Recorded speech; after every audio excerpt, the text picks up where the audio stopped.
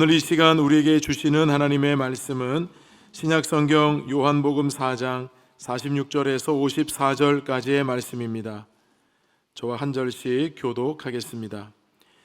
예수께서 다시 갈릴리 가나에 이르시니 전에 물로 포도주를 만드신 곳이라.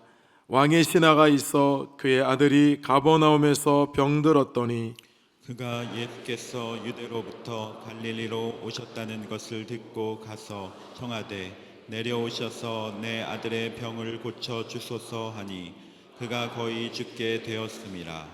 예수께서 이르시되 너희는 표적과 기사를 보지 못하면 도무지 믿지 아니하리라. 신하가 이르되 주여 내 아이가 죽기 전에 내려오소서.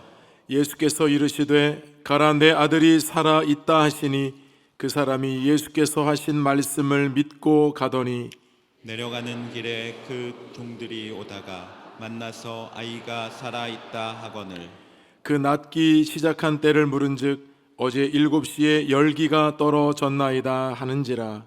그의 아버지가 예수께서 내 아들이 살아 있다 말씀하신 그때인 줄 알고 자기와 그 온 집안이 다 믿으니라. 함께 읽겠습니다. 이것은 예수께서 유대에서 갈릴리로 오신 후에 행하신 두 번째 표적이니라. 아멘. 복되고 거룩한 주일 3부 예배 나오신 여러분 모두에게 하나님의 은혜와 축복이 함께 하시기를 간절히 바랍니다. 우리 앞뒤자 보시면서 반갑게 인사 나누시겠습니다. 주님의 은혜가 함께 하시기 바랍니다.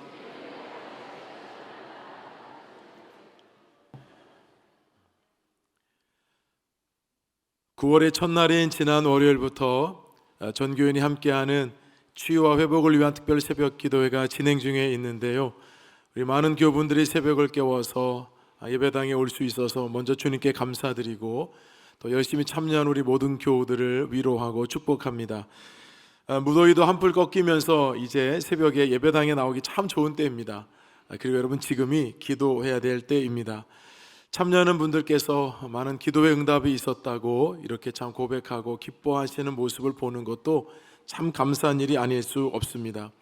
우리 주님께서는 분명히 구하는 자에게 주시겠다 하셨고 찾는 자에게 찾게 하실 것이고 문을 두드리는 자에게 열릴 것이라 하셨습니다. 저는 이 말씀의 이 은혜가 여러분 삶에 있기를 간절히 소망합니다. 계속되는 여러분 특별 새벽 기도에 함께 오셔서 무엇보다 여러분들의 간절하고 절박한 그 기도가 꼭 응답될 수 있기를 간절히 원합니다. 오늘 기도에 대한 말씀을 함께 좀 나누게 될 텐데요. 먼저 짧은 기도에 관련된 영상을 보고 말씀을 이어가도록 하겠습니다.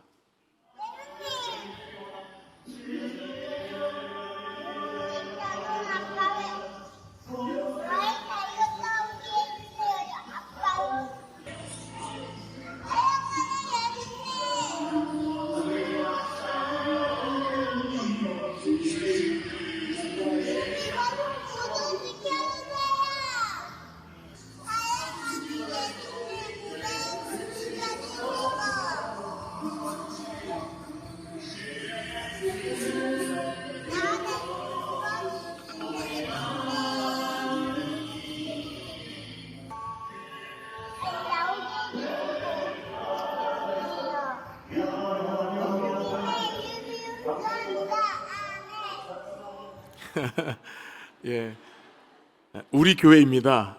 수요 기도회, 저녁 기도회 영상인데요. 제가 설교 마치고 두 손 들고 이렇게 주여 부르고 합심기도 하는데 우리 6살 된 아이가 저렇게 두 손을 들고 함께 기도하는 모습입니다. 최연소 수요 기도회 참석자신데 거의 빠지지 않고 매주마다 오십니다. 얼마나 감사한지요. 제가 교단법에 좀 저촉만 안 되면 최소한도 집사 임명은 좀 해줘야 되지 않나 싶습니다. 너무 사랑스럽고 너무 귀엽고요. 참 6살 된 아이도 이렇게 기도하는 분위기, 예배하는 분위기 속에서 저 아이 보니까 자기를 위한 기도가 없어요. 다 작은 아빠, 죄 지은 작은 엄마 막 이렇게 아이가 중보기도 하고 예수님 사랑한다는 그 고백이 저에게 굉장히 가슴 찡했습니다. 여러분들이 한번 그냥 웃자고 여러분 영상 보여드리는 거 아니고요. 저 아이도 기도하는 자리에 나오고 또 우리 어르신들도 나오시고 어찌 보면 한 번의 웃음이 아니라 저 아이의 모습 속에 여러분들에게 잔잔한 기도에 대한 좀 도전이 되셨으면 합니다. 오늘 기도에 대한 말씀을 좀 나누게 될 텐데요, 이 오늘 말씀을 통해서 살아계신 하나님의 음성을 여러분 각자 들을 수 있기를 주님의 이름으로 축원드립니다. 먼저 오늘 본문인 어떤 사건인지 우리 46절을 함께 읽어보도록 하겠습니다. 예수께서 다시 갈릴리 가나에 이르시니 전에 물로 포도주를 만드신 곳이라. 왕의 신하가 있어 그의 아들이 가버나움에서 병들었더니.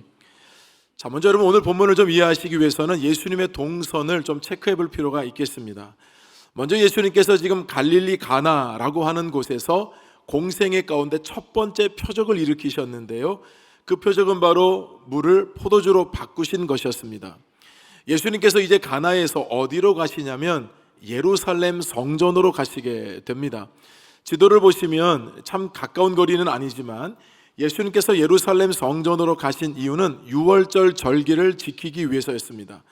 그래서 예수님께서 성전에 가셨더니 성전 안에는 비둘기 파는 사람들, 환전하는 사람들이 인산인해를 이루고 있었습니다. 예수님께서는 상을 엎으시면서 내 아버지 집으로 장사하는 집을 만들지 말라, 예수님께서는 호통을 치셨습니다. 그런 가운데 한밤중에 한 사람이 찾아오게 되는데 니고데모라고 하는 바리새인이죠. 그 사람이 예수님께 찾아와서 예수님은 그의 무지를 깨우쳐 주시면서 말씀을 주셨는데, 그 말씀 중에 한 구절이 가장 유명한 구절이라고 하는 요한복음 3장 16절의 말씀이 이 니고데모와의 대화 가운데 여러분 일어나지 않습니까?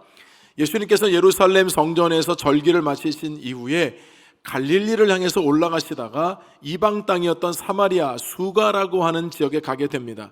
아시는 대로 이 수가성의 한 여인을 예수님께서 만나셔서 예배에 관련된 이 말씀을 주시면서 그곳에 머무시면서 많은 사람들에게 말씀을 전하셨고, 그로 인해서 많은 사람들이 예수님을 믿게 되었다 했습니다.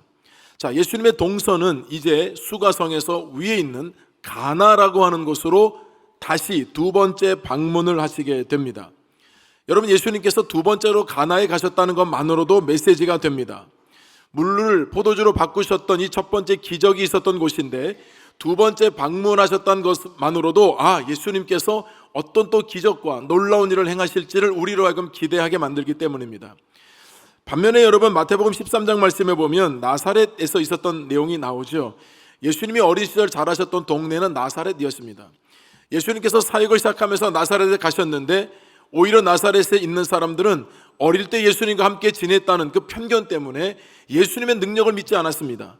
그로 인해서 예수님께서는 그 나사렛에서는 많은 능력을 행하지 않으셨다고 했습니다. 사랑하는 여러분, 저는 우리 교회와 여러분의 삶의 자리가 나사렛이 아닌 기적을 행하시는 가나가 될 수 있기를 주님의 이름으로 축원드립니다. 자, 예수님께서 이처럼 가나에 두 번째 방문하셨다는 소식을 듣고 어떤 한 사람이 다급하게 예수님께 찾아왔습니다. 자, 본문 47절 읽어보겠습니다. 그가 예수께서 유대로부터 갈릴리로 오셨다는 것을 듣고 가서 청하되 내려오셔서 내 아들의 병을 고쳐주소서 하니 그가 거의 죽게 되었습니다. 첫 번째 우리에게 주시는 교훈은 어떠한 문제도 주님께 가지고 나와야 한다는 것입니다. 여러분, 지도를 보시면 이 왕의 신하가 있었던 곳은 가버나움인데요, 이 가버나움에서 가나까지는 약 34km 정도 떨어져 있는 곳입니다. 자, 여러분에게 좀 더 와닿게 하기 위해서 우리 교회를 중심으로 해서 34km 어간 떨어져 있는 곳은 여기서 파주시청까지가 약 34km 떨어져 있고, 인터넷 이 주소로 지도를 검색해서 걸으면 시간이 얼마나 걸리겠는지 물어봤더니 8시간 44분이 걸린답니다. 우리 교회에서 안산시청까지가 30km 떨어져 있고요, 우리 교회에서 저 장로의 신학대교를 넘어서 아차산까지가 약 33km입니다. 그러니까 결코 적은 거리가 아닙니다. 가버나움에서 여러분 가나까지 오는 데 있어서는 가뜩이나 평지가 아니고요, 아주 비포장도로로 되어 있는 굉장히 굴곡진 이 길이고요, 또 엄청나게 더운, 팔레스타인은 덥습니다. 그렇기 때문에 가버나움에서 가나까지 오는 것은 시간적으로 8시간 이상은 최소한 더 걸렸음을 우리가 충분히 짐작해 볼 수 있습니다. 자, 왕의 신하, 그 왕이 누구였냐면 그 갈릴리 분봉 왕이었던 헤롯 안디바, 헤롯 안티파스라고도 하죠. 그 헤롯 왕의 최측근 신하였습니다. 여러분 헤롯자가 들어가는 이름이 여기 많이 성경이 많이 나오는데 다 사실은 다 좀 안 좋은 사람들이에요. 이 헤롯 안디바 같은 경우도 자기 아내를 버리고 자기의 이복 형제의 아내이자 조카와 재혼을 하게 되죠. 그리고 바로 세례 요한의 목을 베어 죽인 사람이 바로 이 헤롯입니다. 그 왕의 최측근이 바로 이 왕의 신하라고, 이름은 나오지 않지만 왕의 신하였습니다. 그런데 가버나움에서 이렇게 여러분 가나까지 이렇게 급하게 예수님을 찾아왔던 이유가 무엇입니까? 자기 아들이 죽을 병에 걸렸기 때문입니다. 여러분, 왕의 신하라고 하는 이 위치나 모든 명예나 권력을 생각해 보면 부족한 것이 하나도 없을 인생인데 뜻하지 않은 어려움을 만나게 된 거죠. 여러분, 문제없는 인생은 없다는 것을 성경이 우리에게 말씀하고 있는 겁니다. 여러분, 이 사람이 아들의 병을 낫게 하기 위해서 안 해본 게 있을까요? 인맥이 있죠, 돈이 있죠, 권력이 있죠. 무엇을 안 해봤겠습니까? 모든 것들을 다 동원해 보아도 자기 아들의 병 걸린 것에 대한 이 문제는 아무도 해결할 수가 없었던 것입니다. 혹시 여러분 성경을 읽으시면서 이런 이야기를 왜 우리에게 기록해서 들려주시는지 혹 고민해 본 적이 있으세요? 요한복음은 전체가 21장으로 되어 있어요. 그리고 요한복음 21장의 마지막 절은 25절인데요.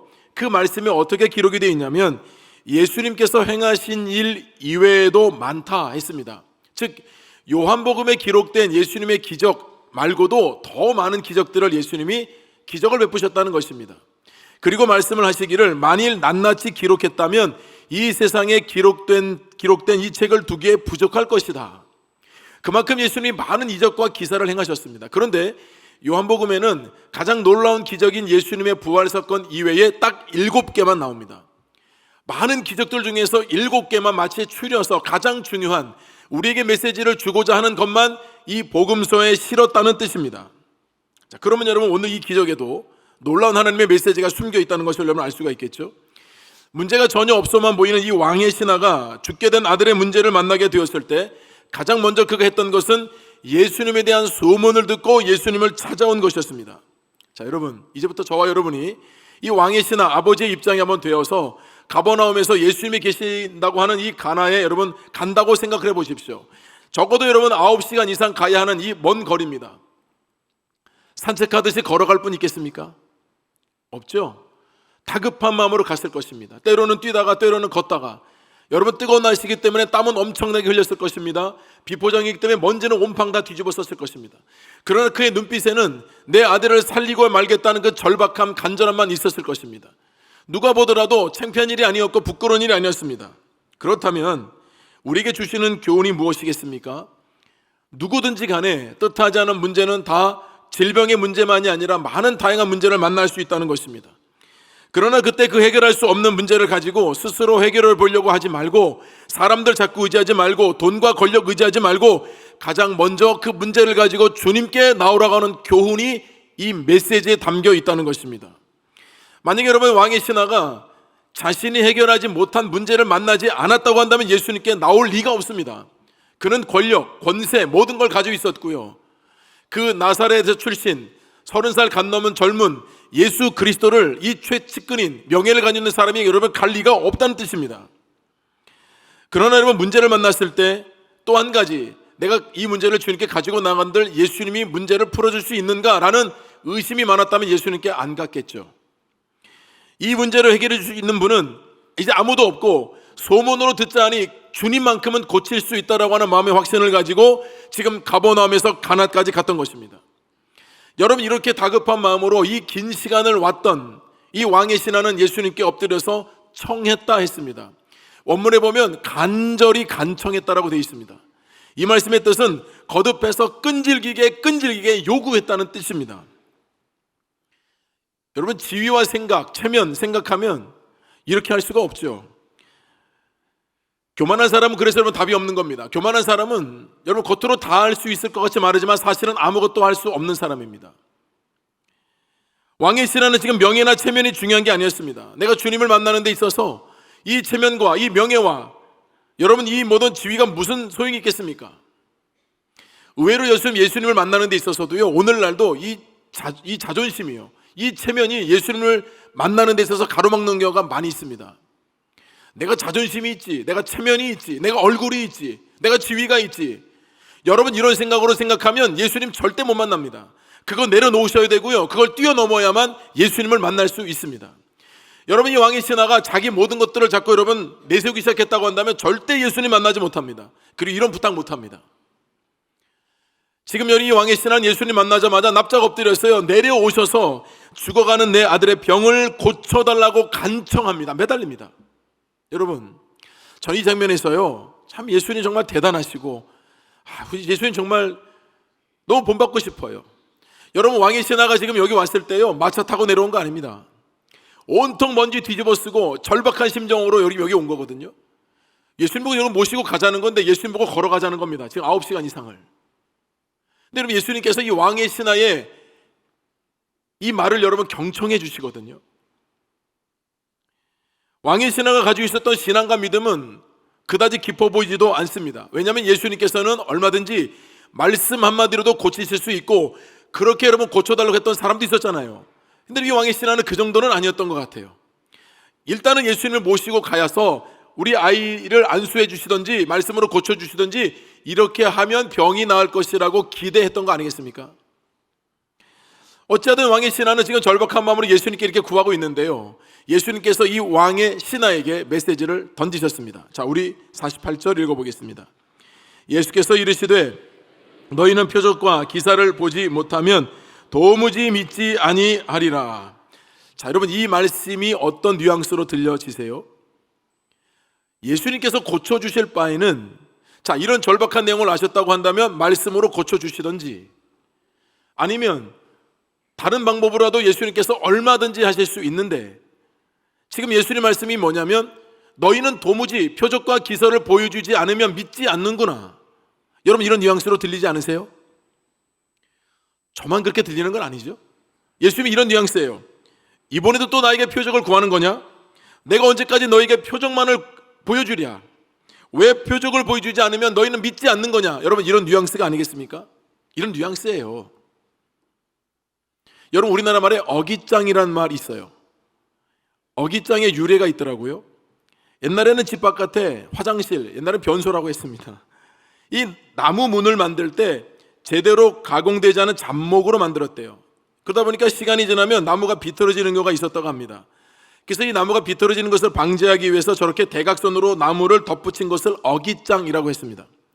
다 직선나무인데 이 어깃장은 삐딱하게 대각선 모양을 하고 있어서 반항적으로 보여가지고요, 사람이 어떤 일을 어긋나게 할 때 그래서 어깃장을 놓는다, 이런 말로 유래가 됐다는 겁니다. 근데 여러분, 사람도요, 어떤 분들 가만히 보면 안 해줄 거면 모르겠는데 어차피 해줄 거면서 어깃장을 놓는 분들이 있죠. 특별히 여러분, 부부관계 속에서 아내가 남편에게 뭘 부탁했습니다. 뭘 좀 사다 달라고, 뭘 좀 가져다 달라고. 그러면 항상 어깃장을 놓습니다. 갑자기 시간이 없다고 그러고, 갑자기 바쁘다고 그러고, 핑계거리가 많아집니다. 근데 결국은 사옵니다. 결국은 가지고 옵니다. 어차피 사주고 어차피 가져올 거 좀 사람 기분이라도 좋게 금방 갖다 줄게요, 그 사올게요, 그러면 되는데 꼭 어깃장을 놓은 다음에 갖다 주면 이미 마음은 다 상했는데, 기분 되게 나쁜데, 이렇게 가져올 걸, 이렇게 할 걸. 그리고 가만히 저를 봤더니 저도 어깃장을 좀 많이 놨더라고요, 우리 아내한테요. 왜 그럴까 생각했더니 제가 3가지 정도 원인이 있다고 생각했어요. 첫 번째는 재미삼아서, 두 번째는 튕기는 쾌감 때문에, 세 번째는 좀 나의 존재감을 드러내기 위해서. 저는 좀 재미로 했던 것 같습니다. 근데 여러분, 예수님이 지금 말씀은 어깃장이 아니거든요.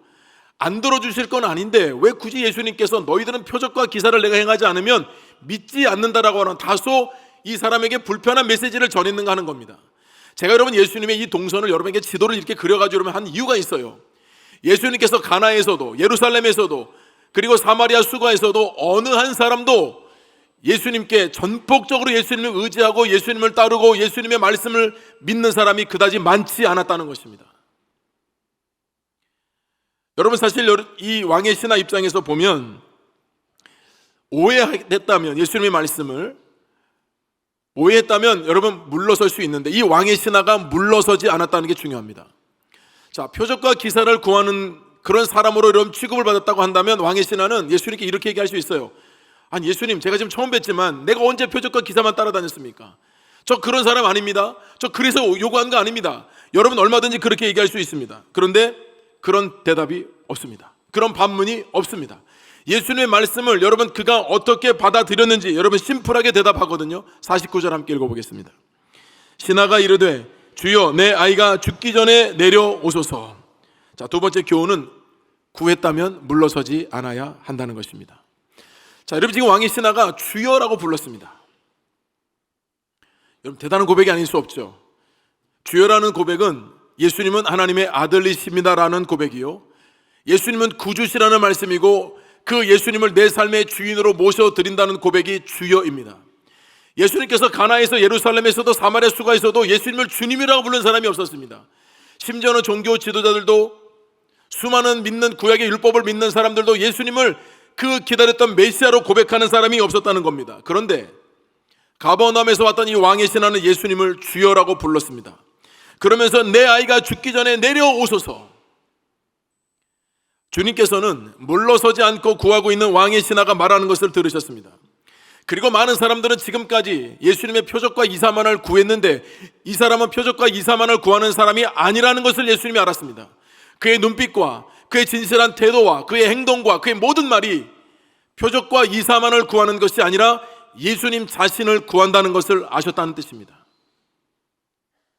누가복음 9장 말씀에 보면 예수님께서 길을 가실 때에 어떤 사람이 예수님께 와서 이렇게 말을 했습니다. 어디로 가시든지 나는 주님을 따르겠습니다.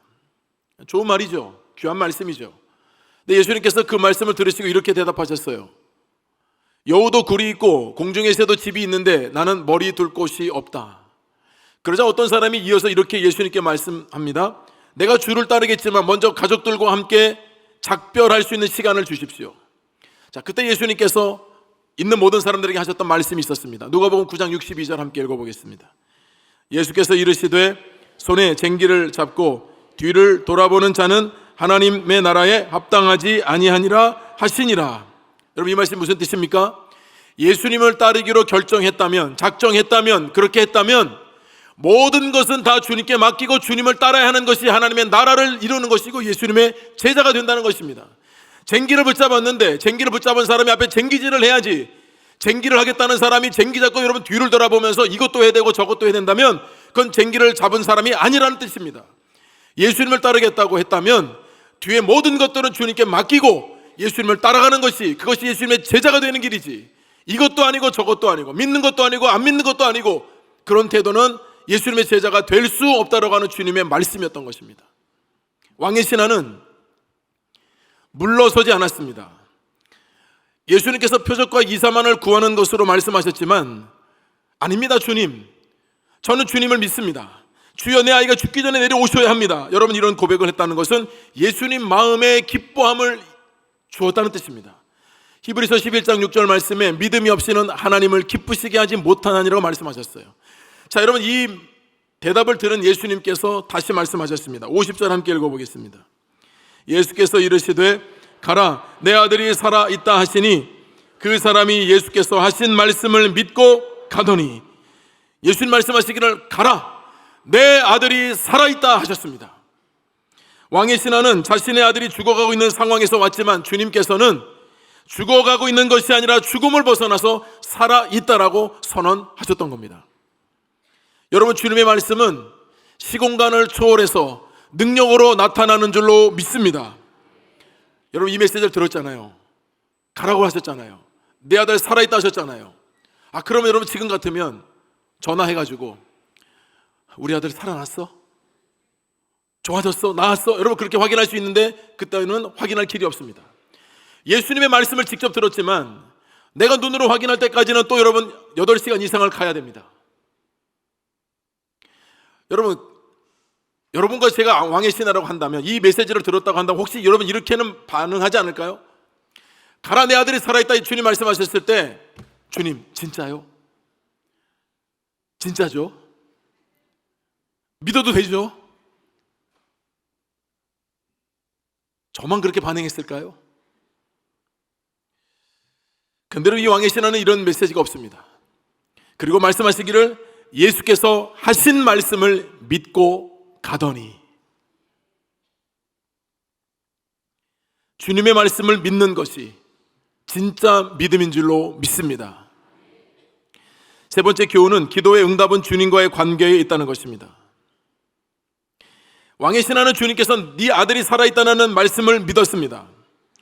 자신의 아들을 고쳐주실 것이라는 믿음의 확신보다 이 왕의 신하가 주님을 만났을 때 더 놀라운 것을 경험한 것은 자기의 눈빛보다 예수님의 눈빛은 훨씬 더 선했으며 예수님의 그 눈빛은 자신을 긍휼히 여기는 그 따뜻한 사랑의 눈빛이었으며 그가 선포하신 말씀은 영적인 권위가 있어서 압도적인 말씀이었습니다. 그래서 여러분 그 말씀을 믿을 수밖에 없었던 겁니다.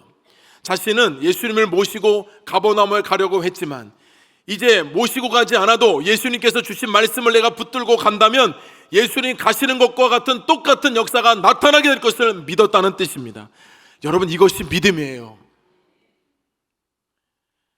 그래서 여러분 왕의 신하는 가버나움으로 향합니다. 주님의 말씀을 믿고 내려가지만 자신의 아들이 완전히 나았다는 것을 확인하기까지는 시간이 여러분 걸리는 거 아니겠습니까? 혹 여러분 왕의 신하는 어떤 생각을 하면서 내려갔을 것이라 생각 드십니까? 사단과 마귀가 가만히 있었을까요? 하나님의 응답을 받아서 가는데 사단과 마귀가 이 오랜 시간 동안에 얼마나 귀에다 속삭였겠습니까? 그 말을 믿냐? 너 네 눈으로 확인도 안 해보고 만약에 가버나움 갔다가 네 아들 안 나섰으면 어떡할 거냐? 여러분 이런 귀에 여러분 속삭인다고 한다면 여러분 그 발걸음이 얼마나 무거웠겠습니까? 그러나 주님의 말씀을 붙들고 끝까지 갔습니다. 어쩌면 여러분 우리가 하나님의 말씀을 듣고 응답이 왔음에도 불구하고 그 응답이 우리 눈에 확인되기까지는 여러분 시간이 필요할 때가 있는데 우리가 믿지 못해서 그 믿음에서 탈락하는 경우는 없는지를 생각해 보게 되는 겁니다. 이 왕의 신하는 응답을 받고 여러분 시간이 걸림에도 불구하고 끝까지 응답을 붙들고 갔습니다. 여러분 어쩌면 가버나움에서 가나까지 갈 때의 그 절박한 마음보다 같은 거리지만 여러분 시간이 똑같이 걸리겠지만 아마 마음은 훨씬 더 길게 느껴졌을 것입니다. 여러분 우리가 똑같은 길을 가더라도요 어떤 마음으로 가느냐에 따라서 누구와 가느냐에 따라서 그 거리는 너무 달라지는 거예요. 사랑하는 사람과 여러분 거리를 가면 같은 거리인데도 너무 빨리 가는 것 같고요, 싫은 사람하고 여러분 그 길을 간다고 생각하면 그 짧은 길도 그렇게 길게 느껴질 수 없는 거 아닙니까? 지금 이 말씀을 붙들고 가는데 응답을 확인하기까지 시간이 걸리잖아요. 많은 여러분 갈등이 있었겠지만 그 갈등을 이겨내고 끝까지 주님께서 말씀하신 것을 붙들고 간 줄로 믿습니다. 아르헨티나 복음주의자 카를로스 오티즈 목사님이 쓰신 책 중에 하여튼 제가 지금까지 읽었던 책 중에 제목이 가장 깁니다. 우리의 기도의 대부분은 하늘나라에서 잡동산이나 우편물처럼 취급당합니다. 이게 책 제목입니다. 이 책이 쓰여질 당시에는 남미에 있는 많은 교회들, 그 교회를 다니는 많은 성도들이 기복적인 기도에 너무 팽배해 있어서 그것에 대한 경고를 주기 위해서 이 목사님이 책을 쓰신 겁니다. 그럼에도 불구하고 여러분 우리 기도가 혹이라도 하늘나라에서 잡동사니로 취급을 받거나 필요 없는 여러분 우편물로 취급을 당한다면 그건 충격적이지 않겠습니까? 저도 여러분 한 주간 동안 저에게 오는 우편물 양이 꽤 많습니다. 특별히 그 우편물들의 내용들은 도와달라고 하는 내용들이 아주 절반 이상을 넘고요, 또 반복적으로 도와달라는 부탁을 하는 그 내용을 담은 교회와 기관들이 꽤 많이 우편물을 발송을 하십니다. 제가 연말이 되면 될수록 점점 우편물의 양을 너무 많아져가지고요, 제가 처음에는 다 하나하나씩 뜯어가지고 그 내용들을 상세히 읽었습니다. 참 읽다 보면 마음에 감동도 되고 얼마나 절박함이 이렇게 보내셨을까. 자, 안타까운 마음에 이모로 저모로 돕기도 하고 여러분 그렇게 했는데요, 이게 여러분 시간이 계속 지나면서 반복적으로 여러분 우편물이 오다 보면 어디서 보냈는지를 보면 이거 지난번에 왔던 편지인데, 이거 얼마 전에 또 왔던 편지인데 반복해서 보내시는 거 아닌가라고 생각이 들면 제가 여러분 그 열어보기가 겁나는 거예요. 내용을 뻔히 아니까요. 그래서 오히려 좀 잠시 미뤄두는 경우도 여러분 솔직히 있어요. 부담 때문에요. 근데 만약에 여러분 우리가 드려지는 기도가 하나님께서 보실 때 이건 잡동산이네, 이건 뭐 뜯어볼 필요가 없네, 지난번 그 반복된 기도네, 여러분 그렇게 기도를 받으신다고 한다면 여러분 이거 보통 심각한 게 아니잖아요. 만약에 여러분 우리가 구하는 기도가 일방적으로 우리가 하나님 앞에 뭔가를 얻어내려고 그냥 막 억지로 관철시키려고 하는 기도를 드린다거나 욕망과 욕심의 영매에서 드린다는 기도, 여러분 그런 기도는 하나님께서 혹시라도 이렇게 잡동산이나 우편물 보지 않는 것처럼 이렇게 하셔도 여러분 우리가 뭐라고 할 말이 없겠지만 과연 우리 하나님이 그런 하나님이신가 라는 것입니다. 내용과 형식, 기도를 유창하게 하는 것, 그것보다 더 중요한 것은 성경의 많은 구절들 가운데는 하나님과 관계가 중요했습니다. 하나님의 자녀라고 한다면 그 자녀가 하나님께 어떤 것을 구하든지 간에 그게 논리적이지도 못하고 합리적이지도 못하고 맨날 구하는 기도고, 그렇게 할지라도 우리 하나님은 작은 신음에도 응답하시는 하나님을 성경 곳곳에서 볼 수 있다는 것입니다. 여러분, 이 왕의 신하는 그런 놀라운 믿음을 가지고 있는 것도 아닌데 주님 말씀하신 거 그 땅 믿고 내 아들이 살아있다, 여러분 이 말씀 꼭 붙들고요, 얼마나 기도하고 여러분 기도해서 주님 만난 건데 이 말씀 잃어버리면 안 되지라고 여러분 생각하고 가버나움으로 가는 길에 놀라운 일이 벌어졌습니다. 자신의 신하가 반대 방향에서, 즉 가버나움에서 가나로 향하고 있었고, 여러분 이 왕의 신하와 종이 어느 지점에서 만나게 된 것입니다. 어느 지점인지 여러분 그건 성경이 말씀하고 있지 않지만, 종들은 지금 분명히 자기 주인의 아들이 죽을 위기에 있어서 죽어가는 아들을 두고서도 예수님 만난다고 가나에 갔는데, 간 사이에 여러분 어느 시점인가 그 아들이 여러분 낳은 것을 여러분 종들이 알게 된 겁니다. 그러니 이 소식을 빨리 자기 주인에게 전하려고 여러분 가버나움에서 가나로 가고 있고요, 이 왕의 신하는 예수님의 말씀을 받아서 아들이 낳았다는 말씀을 붙들고 지금 자기 집으로 가고 있는 어느 지점에서 만나게 된 것입니다. 여러분, 이것이 바로 기도와 믿음이 만나게 된 역사적인 사건인 줄로 믿습니다. 소식을 들었어요. 종들이 얼마나 기뻤는지, 당신의 아들이 살아있다고, 당신의 아이가 살아있다고. 여러분, 이 소식을 듣자 왕의 신하가 가장 먼저 종에게 물었던 게 있어요. 52절 함께 읽어보겠습니다. 그 낳기 시작한 때를 물은즉 어제 7시에 열기가 떨어졌나이다 하는지라. 시간을 물었습니다. 우리 아이 낳기 시작한 때가 언제냐? 종들이 말하기를 어제 7시였다고 했습니다. 여러분, 유대인의 시간으로 계산해 보면 이 7시는 오후 1시를 뜻합니다. 저녁 무렵에 여러분 시간이 시작되니까요, 오후 1시입니다. 여러분, 이 왕의 신하가 정말 감격적이고 감동적으로 놀랐던 것이 무엇이냐면, 예수님과 자기가 만나서 대화하고 예수님께서 가라 내 아들이 살아있다 말씀하신 그때가 바로 오후 1시였기 때문입니다. 예수님의 말씀이 시공간을 초월하여서 자기 아들을 일으키셨다는 것, 내가 도착하기도 전에 이미 말씀이 역사하여 도착하셔서 그 말씀대로 아이가 살아났다는 것을 여러분 경험하게 되니까 여러분 얼마나 기쁘고 얼마나 감사하고, 왕의 신하와 종들이 얼마나 여러분 하나님을 찬양했겠습니까? 그 자리에서 경험한 그 기쁨이요, 이루 말할 수가 있겠습니까? 우리 주님 말씀하신 대로 우리 주님의 말씀은 시공간을 초월하여서 놀랍게 역사하심으로 말미암아서 이 놀라운 기쁨을 주신 게 얼마나 감격스러웠는지. 아버지가 여러분 가버나움에 들어가서 자기 집에 갔을 때 뭘 제일 먼저 확인했겠습니까? 자기 아들이요. 자, 우리 본문 53절 읽어보겠습니다. 그의 아버지가 예수께서 내 아들이 살아있다 말씀하신 그때인 줄 알고 자기와 그 온 집안이 다 믿으니라. 집에 도착해서 죽어가던 아들을 보고 나왔는데 예수님 말씀하신 대로 집에 도착해 왔더니 그 아들은 생생하게 살아 있었습니다. 주님께서 그 아들을 고쳐주신 줄로 믿습니다.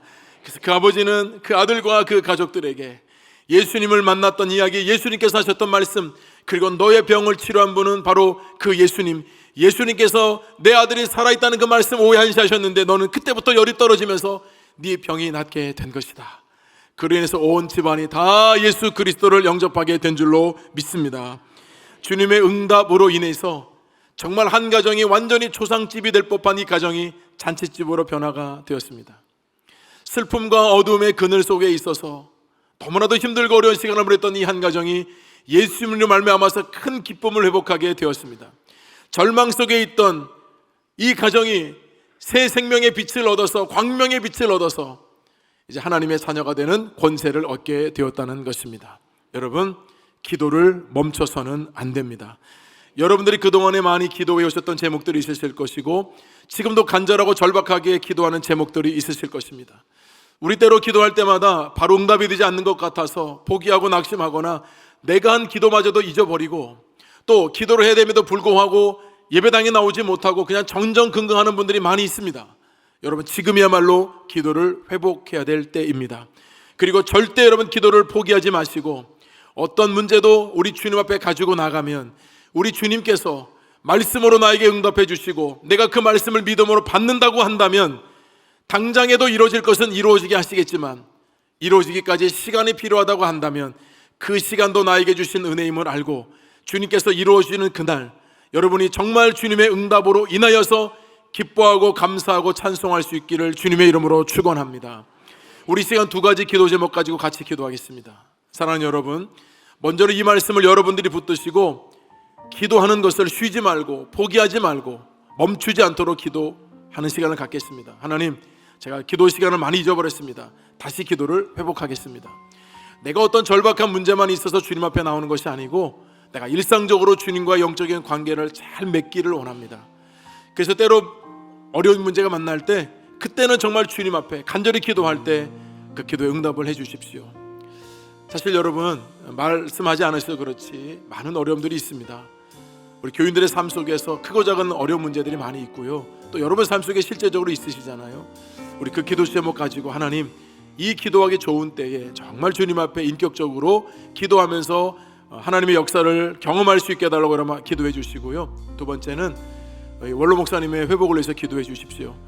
지금 내일까지 2차 약이 투여되시는데 하나님께서 우리 목사님 피 묻은 손으로 안수하여 주셔서 우리의 기도를 멈추지 않을 때 우리 목사님을 회복해 하시고 일으켜 주시는 주님의 역사가 나타날 수 있도록 여러분, 우리가 기도하면 우리 주님께서 응답해 주실 줄로 믿습니다. 우리 목사님 건강하게 일으켜 주실 줄로 믿습니다.